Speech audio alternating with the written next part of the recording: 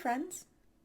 I have a show coming up in a couple weeks. Oh God, it's really only a couple weeks, which means it is crunch time here choreographing an act. So let's talk about choreographing an act. The show is called Buffering, and it is meant to feature works in progress and personal projects and be an opportunity for us to start a conversation with the audience. And I really love shows like this because they give me an opportunity to try out a new concept and see what works and see what doesn't. However, it does mean that there's no director giving me even a theme for the show. The theme is we do some circus. And so in terms of my own act, it was entirely up to me what I wanted to say. Now, I feel very strongly that what the audience wants in seeing an act and what I want in performing an act are basically the same thing. There is the excitement of novelty and there is a thirst for connection, and that is its own subject for a separate video. But what it doesn't mean is that what I am feeling and want to say right now is necessarily what the audience will get something out of watching. I think that in performing an act and in sharing an act, you want to be careful that you are actually giving something instead of taking something. So there's a thing that would be very cathartic for me to talk about right now, and it's the ways in which, because of depression, and especially in the last couple of weeks because of pain, my body, I felt like I'm at war with my body over motivation and over mobility. And at first, I thought that this could be a really fascinating premise for an act where the movement that my body was making was at odds with the intention that I was conveying through other means. And this can be done comically. There are some absolutely wonderful acts like that. It can also be done very creepily. And like all of Japanese Buto is this skin-crawlingly fascinating movement style where it really does look like they have no control over their bodies. And so cool, okay, but I knew that that wasn't yet ready for public consumption. And the way I knew it was because that's not the art I want to consume right now. What I want to watch right now are acts that are playful and fun and welcoming and warm and soft, like a cookie that's just come out of the oven, or a hug from my mom, which coincidentally is just about exactly what I've been missing for the past year. Um, and me being at war with my body is not that. So I decided to shelf that other idea and come at this with just something that was playful. So this is what I started with. I wanted it to be playful. I had a few different ideas, and on day one, here's where we were.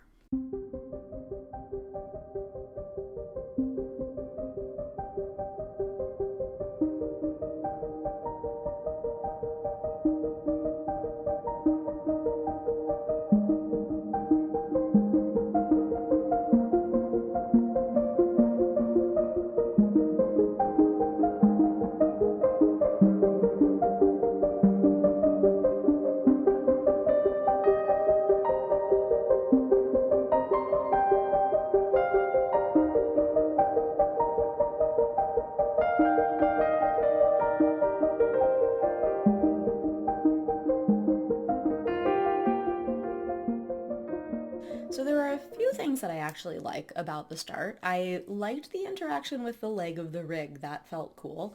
I like the kick up and over into meat hook.